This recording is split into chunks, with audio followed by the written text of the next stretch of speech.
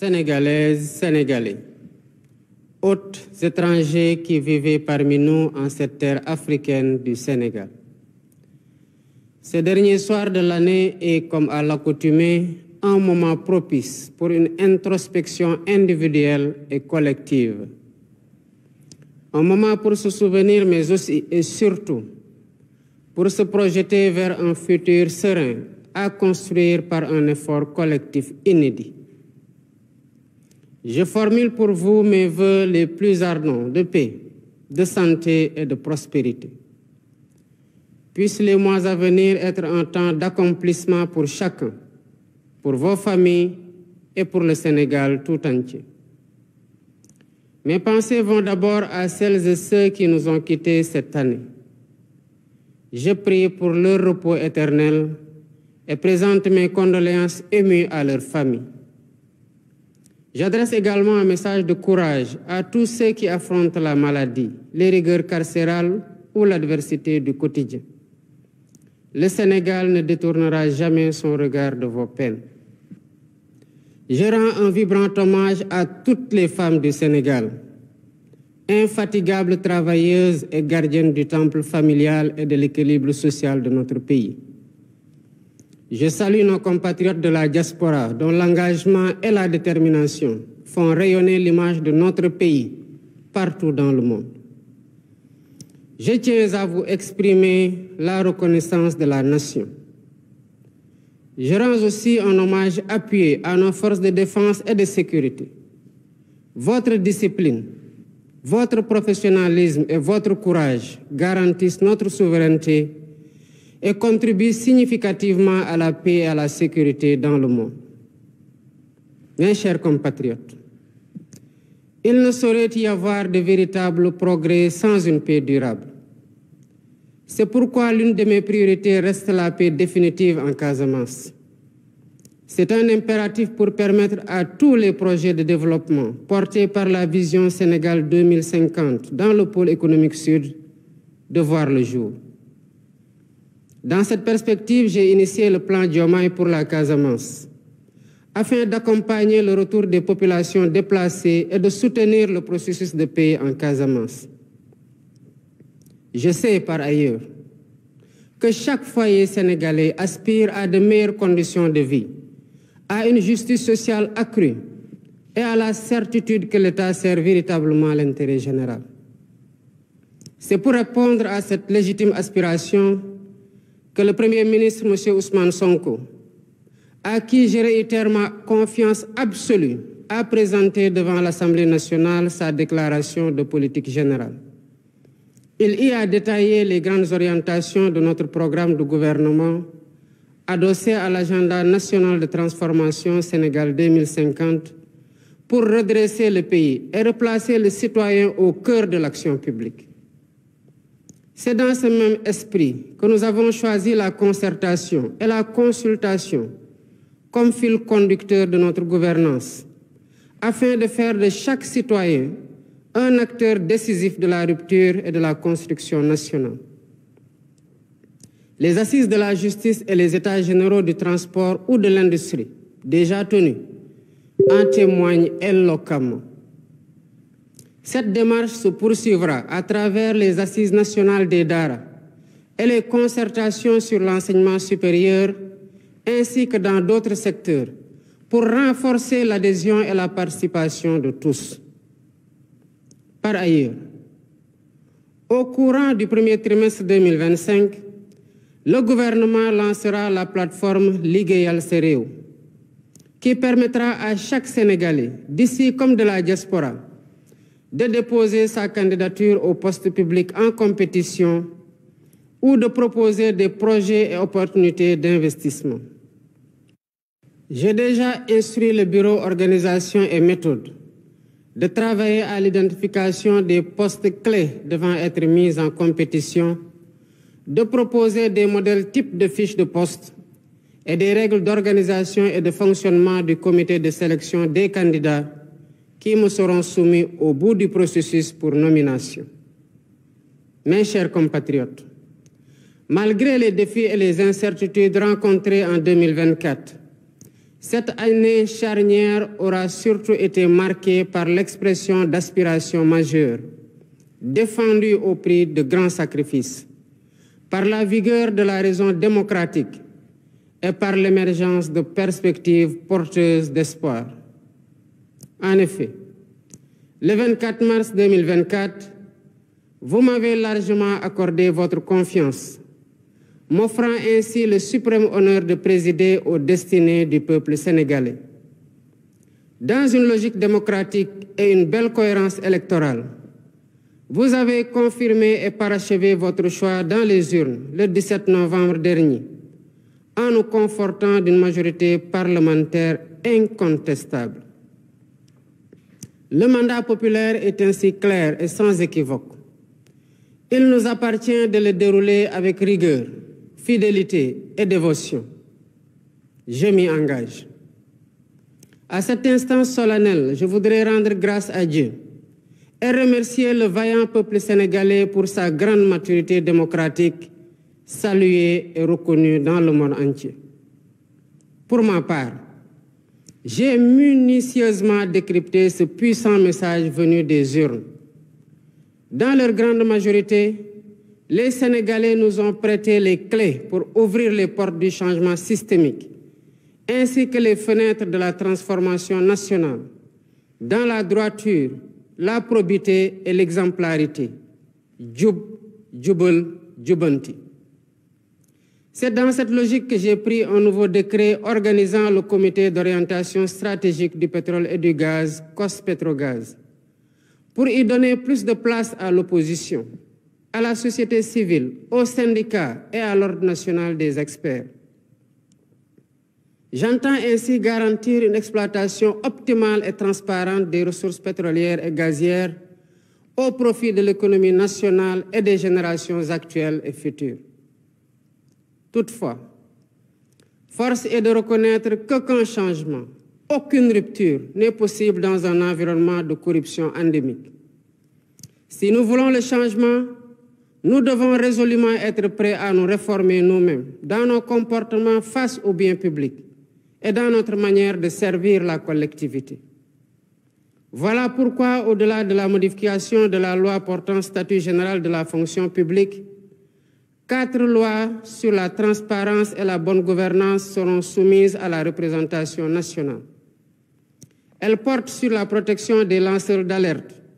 la réforme de l'organe de lutte contre la corruption, l'accès à l'information et la déclaration de patrimoine. Concernant la déclaration de patrimoine, elle sera généralisée à tous les agents de la fonction publique sans exception, ainsi qu'à tous les postes électifs ou nominatifs impliquant une gestion budgétaire, quelle qu'en soit l'importance. Les modalités de publicité et de mise à jour des déclarations souscrites seront définies par la loi. Mes chers compatriotes, je suis pleinement conscient des difficultés que les Sénégalais ont traversées ces dernières années. C'est pourquoi, face à la vie chère et malgré une conjoncture économique plus que difficile, dès les premières semaines de mon mandat, le gouvernement a pris des mesures concrètes pour soutenir les producteurs locaux et réduire le prix des denrées de première nécessité. D'un autre côté, les réformes institutionnelles en cours avec la suppression du Conseil économique, social et environnemental et du Haut Conseil des collectivités territoriales se poursuivront au courant de l'année 2025. Le comité restreint que j'ai déjà mis en place pour l'identification des lois et décrets à prendre ou à abroger est à pied d'œuvre pour matérialiser les consensus forts issus des assises de la justice. Par ailleurs, l'inflation notée des partis politiques, favorisée par une application trop laxiste des textes en vigueur, a conduit à une fragmentation excessive et à une inflation préoccupante, préjudiciable à une respiration démocratique de qualité. Dans un avenir proche, des concertations sur notre système politique se tiendront dans le but d'y apporter plus de lisibilité,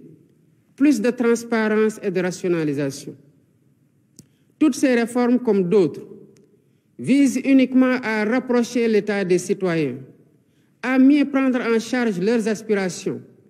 et à asseoir les bases d'un Sénégal fier de ses valeurs et intransigeant sur sa souveraineté. La diplomatie sénégalaise, fidèle à sa doctrine, continuera à promouvoir les idéaux de paix et de justice, tout en apportant sa solidarité agissante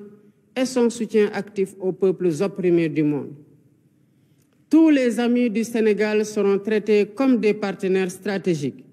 dans le cadre d'une coopération ouverte, diversifiée et décomplexée. D'ores et déjà, j'ai instruit le ministre des Forces armées de proposer une nouvelle doctrine de coopération en matière de défense et de sécurité, impliquant, entre autres conséquences, la fin de toutes les présences militaires de pays étrangers au Sénégal dès 2025. Mes chers compatriotes, prenons le temps de nous regarder dans le miroir de notre histoire et de nos valeurs, pour nous rappeler qui nous sommes, d'où nous venons et où nous aspirons à aller. Au-delà des réformes et des politiques, arrêtons-nous un moment pour évoquer en profondeur ce qui nous unit. Cette exigence d'unité et de fraternité quasi existentielle pour bâtir l'avenir que nous voulons nous rappelle l'importance de cette communion nationale autour de la même flamme de l'espoir, de la solidarité et du vivre ensemble. Dans un esprit d'humilité et de détermination, nous construisons pierre après pierre le Sénégal que nous voulons. Cette œuvre exige la mobilisation de toutes les énergies et s'appuie sur un esprit de solidarité, de tolérance, de don de soi et de dépassement. Des épreuves les plus dures de l'esclavage aux luttes contemporaines pour l'indépendance et la démocratie, en passant par la colonisation, nous avons démontré avec constance une résilience inébranlable. C'est dans cet esprit et par devoir de mémoire, de vérité et de justice que nous avons commémoré pour la première fois l'anniversaire du massacre de Thiaroye. Nous avons voulu d'une part rendre hommage aux victimes et graver leur mémoire dans notre conscience collective. Et d'autre part, jeter les bases de la restauration de la vérité historique sur cet épisode tragique de notre histoire. La même dette morale nous engage aussi envers les victimes des événements survenus entre mars 2021 et février 2024 et leurs familles. Nous ne pouvons rechercher la vérité sur des faits survenus il y a 80 ans et accepter l'omerta sur les événements tragiques vécus ces 4 dernières années. Ce faisant, il ne s'agit pas d'une revanche à prendre, mais d'une justice à rendre aux victimes et à leurs familles, de les apaiser et de réaffirmer la sacralité de la vie humaine. Mes chers compatriotes, ma conviction profonde est que nous sommes un peuple singulier, un peuple aux racines profondément ancrées dans la diversité de nos langues, de nos coutumes et de nos valeurs, mais qui a su faire de cette diversité une grande force. Fort de cet héritage, il nous appartient aujourd'hui d'écrire un nouveau chapitre de notre histoire, où notre souveraineté est pleinement assumée, notre justice réellement vécue et notre prospérité partagée par tous. Lu ñëpp bokk, ñëpp jot ci. Pour cela, nous devons plus que jamais nous rappeler qui nous sommes et nous revêtir du manteau majestueux hérité de nos devanciers, fait de valeurs précieuses que nous avons pris l'engagement de remettre au cœur de notre projet de société et de promouvoir. En ma qualité de gardien des institutions et garant de l'unité nationale, tout en encourageant l'expression libre, constructive et plurielle des idées, je resterai vigilant et intransigeant face à toutes les menaces sur la paix, la stabilité et notre bien commun. Au demeurant, je garde à l'esprit que nous devons conjuguer fermeté sur les principes et ouverture d'esprit pour préserver l'équilibre de notre démocratie et la cohésion de notre pays. Mes chers compatriotes, Grande est ma préoccupation quant à la montée du communautarisme et des discours de haine qui se propagent parfois dans les médias traditionnels et très souvent dans les réseaux sociaux. Ces dérives nourrissent la division et fragilisent le socle commun que nous avons patiemment édifié, la cohésion sociale et la stabilité qui sont la même de notre nation. Nous devons tous prendre conscience que le Sénégal souverain, juste et prospère que nous travaillons à matérialiser pour le bien de tous, ne verra le jour que dans l'unité. Conscients de ce que nous sommes un peuple en compétition avec les autres, entretenons le culte du travail bien fait et de l'excellence, afin de prouver au monde, par des réalisations concrètes, que le Sénégal a les ressources humaines de qualité pour accomplir de grandes choses. À notre jeunesse, ardente et créative, je vous encourage à développer vos talents,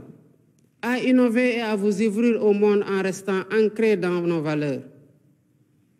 Votre énergie et votre détermination sont les véritables moteurs de notre pays. Le gouvernement sera à votre écoute et à vos côtés pour vous soutenir et vous aider à vous réaliser, à être utile à vous-même, à vos familles et à votre pays. Ensemble, prouvons que le Sénégal est une terre de promesses et de possibles, et édifions un Sénégal uni, souverain, juste et prospère pour les générations actuelles et futures. Bonne et heureuse année 2025, que Dieu bénisse le Sénégal et l'Afrique. déwénati mbokki Sénégal gannaaw bi ma leen nuyoo yéen ñëpp ku ne ci turam ak santam maa ngi nuyoo di ñaanal kilifa diine yi ak kilifa aada yi ci réew mi guddig tey di mujjantelu guddi ci at mi sabab la ci ku ne mu xoolaat li ci moom ak nu mu doxalee digganteem ak ñu mu bokkal réew mi waaye diggante tamit ak réew mi ci boppam waaye tamit sabab la ci ñun ñu xoolaat fan lañu jóge ak fan lañoo bëgg a yóbbu réew mi waaye balaa may sori ku ne ci yéen maa ngi koy nuyuwaat di ko ñaanal jàmm ak wérgu yaram ci at bu bees bii nga xamante ne ñu ngi ciy dugg di ko ñaanal ku ne waaye di ko ñaanal tamit ku nekk ak njabootam di ko ñaanal Sénégal yépp di ñaanal ñi nga xamante ne ci at mi ñu jóge bàyyeeku nañ fi di leen ñaanal yàlla yërëm leen te xaare leen aljana di masawu seen njaboot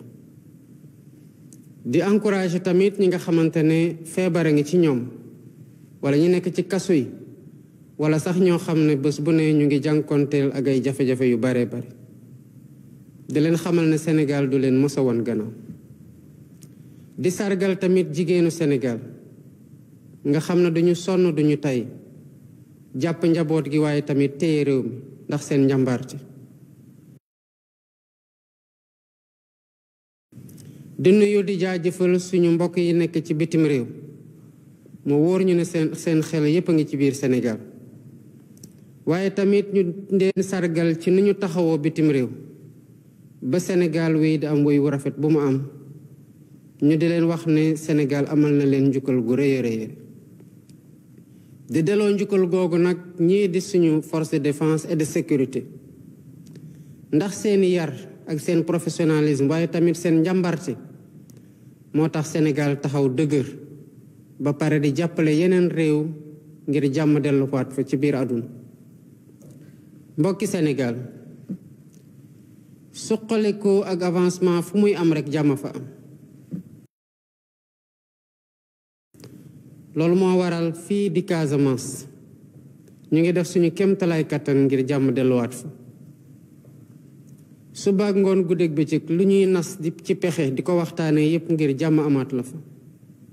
ndax ci anam yooyu rek la ñuy mën a suqali Casamance profité ci potentialité am rawatina ci luñ ci mébét ci vision Sénégal 2050 loolu moo waral ñu indil leen plan Diomaye pour la Casamance ngir gunge ñépp ñi nga xamante ne jóge woon nañ fa te nekkaat di dellusiwaat dalal seen xel gunge leen tamit ci ni ñu toogaate waaye tamit fexe ba loolu doon loo xamante ne nit ñi dañ ci sukkandiku pour waxtaan gi mën a yomb waaye xam naa tamit ci njaboot goo dem sénégalais boo dajal ku ne mu ngi xalaat naka lay nekkaatee ci nekkin gu gën waaye tamit naka lay fexe ba li ñëpp bokk ñëpp jot ci waaye tamit sénégalais yépp nas nañu xeex ko tamit pour mu wóor leen ne état baa ngi taxaw ci intérêt général maanaam li ñëpp bokk ñu sàmm ko ngir taxawu ci jafe-jafe askan wi moo waral premier ministre Ousmane Sonko ma koy jaajëfal di rafetlu liggéeyam dem fële ci pencum ndaw réew mi ngir wax naka la fas yéene doxalee ci at yi ñuy dem sukkandiku ci agenda national de transformation Sénégal 2050 ngir yëkkatiwaat réew mi waaye tamit ngi joxaat sénégalais bu ne luy àqam ci biir luy doxal réew mi noonu lañ ko fas yéene wéyal ci waxtaan ndax ñoo bokk réew mi war ko pencoo war ci diiso di am solo sénégalais bu nekk jàpp ne liy doxal réew mi ci loxoom la nekk mu bañ ko xaar ci keneen loolu moo tax bu ñuy waxtaane waat yoon ñëpp lañ ci woo bu ñuy waxtaane waat transport ñëpp lañ ci woo bu ñuy waxtaane waat industrie noonu te noonu lañ ko fas yéene wéyale ndax ñoo bokk réew mi ci beneen anam ci ndorteelu atum 2025 gouvernement bi dina ubbi plateforme ñu koy woowee plateforme liggéeyal sa réew buy may sénégalais bu ne fu mu nekk ci biir réew mi ak ci bitim réew mu mën a déposer candidature am ci poste yi nga xamante ne dañ ko ubbi ngir nit ñi jogante ci ñu jël ci ku ñu gën a xarañ waaye tamit doon opportunité bu ñuy jox sénégalais bu nekk ak fu mu mën di nekk bu amee projet mu xamle ko bu amee ay partenaires mu xamle ko mbokki Sénégal jafe-jafe yi bari woon nañu ci atum 2024 waaye at la boo xamante ne askanu Sénégal wone na xarañteefam wone tamit que gëm nañu ay valeurs démocratiques ci ñaar fukki fan ak ñeent ci weeru mars 2024 jël ngeen réew mi teg ko sama loxo ñu ñëwaat 17 novembre 2024 ba tey ngeen gën ñoo dëgëral jox ñu majorité parlementaire bu kenn naatable xam nañ bu baax li ngeen bëgg ci suñu loxo la des ñu doxal li nga xamante ne moom ngeen di xaar ci ñun waaye dama bëgg a taxaw rek ngir jaajëfal sargal bu baax askanu Sénégal ndax ñi jafe-jafe yi am wane nañu ne am nañu maturité démocratique ba loolu la ñu nawee ci bitim réew man de dégg naa bu baax message bi nga xamante ne joxe ngeen ñu ko ci urne yi te xam naa li ngeen bëgg mooy ñu ubbi buntum soppi ak buntum naataangi ak buntum rupture waaye doxal ko ci jubal ak jubanti loolu moo tax ba ma dal di jël décret bi nga xamante ne moo organisé woon le COS-Petrogaz di saytu lépp loo xamante ne ci wàllum pétrole ak gaz bi feeñ Sénégal gën ko yaatal jox place yu gën a bari opposition gën ko ubbil société civile waaye tamit ubbil ko syndicat yi ak ñi nga xamante ne seen xam-xam màcc ñu jëm ci wàllu yooyu li ma ci namm mooy lii nga xamante ne mooy meññeemteefu réew mi mooy ressources naturelles yi ñu mën ko jëfandiku ngir njëriñu ñëpp ci ñi fi nekk tey waaye tamit ñiy ñëw ëllëg waaye nag nañu xam ne te nangu ne changement ak rupture mënul am ci fenn foo xamante ne guerre def fa law sax fa dakk bu ñu bëggee changement ku ne ci ñun war na pare ci moom ci boppam changer ci nu muy gisee loo xamante ne dañ ko ndenkaane la te ñëpp bokk ko waaye tamit ci nu muy liggéeyee ci digganteem ak li nga xamante ne moom la ko réew mi dénk loolu moo waral ba ñu taxaw ci modifier loi bi nga xamante ne mooy loi portant statut général de la fonction publique di tënk naka la fonctionnaire yi war a taxawee ci seen liggéey waaye namm ci tamit transparence ak bonne gouvernance ñu fas yéene nag tëgg ñeenti loi ngir aar lanceur d'alerte yi waaye tamit gën a dooleel kuréel bi nga xamante ne mooy xeex guerre fexe tamit ba citoyen bi fu mu mënti nekk xam lu xew ak ñépp ñi nga xamante ne ñu ngi liggéey ci biir gouvernement bi wala ci fonction publique ñu ne leen ñu yaatal ba ñépp di def seen déclaration de patrimoine muy doon ci agent fonction publique yépp waaye tamit nar a tënk ñépp ñi nga xamante ne dañoo am fonction élective maanaam dañu leen élire wala ñu nommé leen ci fi ñuy gérer budget mbokki Sénégal xam naa ne jafe-jafe yi bari nañu lool ci at yi ñu weesu loolu moo waral bi ma toogee rek daanaka ay semaine rek laa def fexe ba ñu wàññi dund gi gouvernement bi def na ci nag lu mu mën donte jafe-jafe yi bari woon nañu ngir jàppale ñépp ñi nga xam ay béykat yi waaye jàppale tamit yeneen producteurs yi waaye fexe ba sénégalais bu nekk foo nekk nga sentir ne wàññee ko am na ci weneen fànn lépp loo xamante ne jàppoon nañu ne luy yàq xaalis la mel na conseil économique social et environnemental wala au conseil des collectivités territoriales ñu seeyal ko ay réformes yu ni mel dinañ ko wéyal ngir gën a jël xaalis boobu dugal ko ci foo xamante ne njëriñ nga fa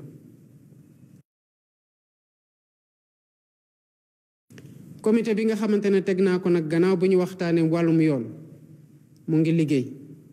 ngir li nga xamante ne déggoo nañu ci ñu mandargal ko mën ko tamit appliquer mbokki Sénégal bu ngeen seetloo bu ñu waxantee dëgg rek tamit parti politique yi bari nañ Sénégal lool te gis nañu parti politique yu bari li ñu war a wàccoo ak yoon wàccoo wuñu ko yàgg nañu leen ci seetaan nag waaye tamit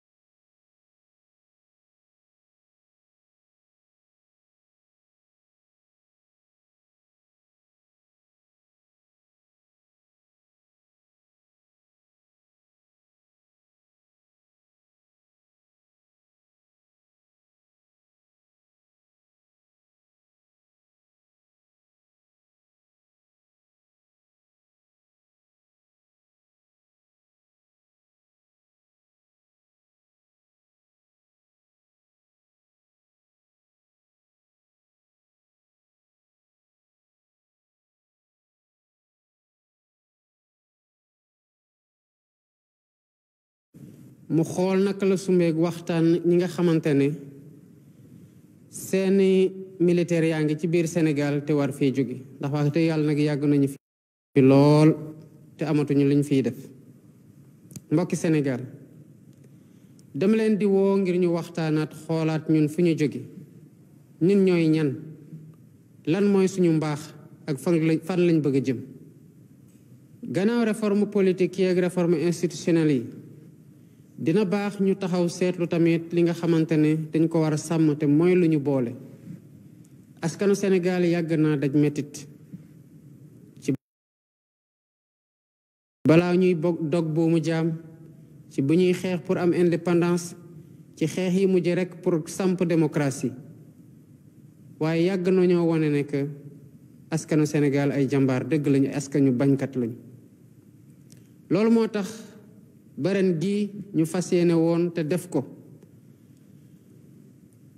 indiwaat anniversaire u massacre Thiaroye 1944 liñ ci namoon mooy sargal ñi nga xamante ne boomoon nañ leen ci Thiaroye waaye tamit delloowaat dëgg bu ñu bëggoon nasaxal ci li xew foofu Thiaroye waaye fokk ñu nangu ne mënuñoo nekk di jéem a leeral loo xamante ne xew na fi juróom ñett fukki at ci gannaaw ba pare fàtte li nga xamante ne barke de moo njaay la xew biir Sénégal diggante mars 2021 ak février 2024 ay bakkan yu bari rot fii ci Sénégal ni ñu amalee ñi nga xamante ne ñoo nekkoon Caaroy 44 ñu boom leen juróom-ñett fukk at ci gannaaw pour leeral lépp noonu lañu amee tamit pour leeralal ñi nga xamante ne boom nañu seen mbokk seeni doom ak seeni xarit liñ ci ut nag du benn feyeeku ndax dañoo jàppalul kenn dara sax bay feyeeku waaye ñi nga xamante ne loru nañ ci dañoo soxla xam lan moo xew balaa ngay baal da ngay xam kan moo la tooñ te soxla nañu ko seen njaboot soxla nañu ko waaye tamit dafay baax képp kuy politicien kuy toogaat ci biir réew mi mu xam ne bakkanu doomu aadama du lu ñuy fowe mbokki Sénégal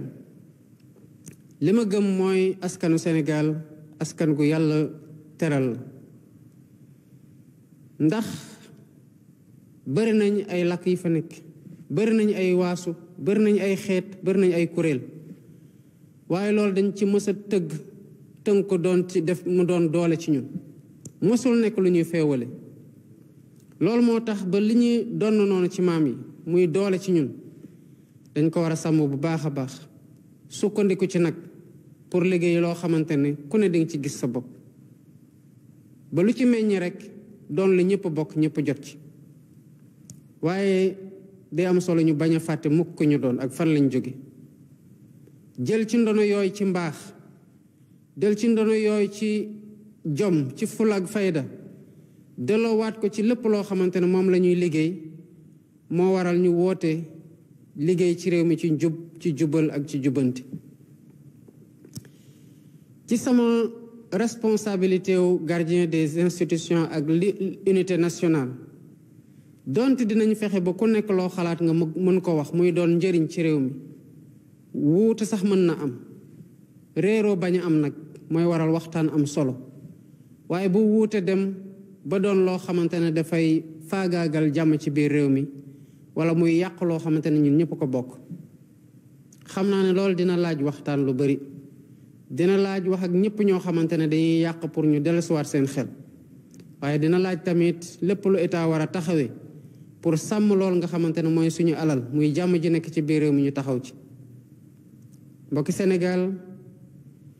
nañu gën a waxtaanaat bu baax te moytoo lu ñuy féewale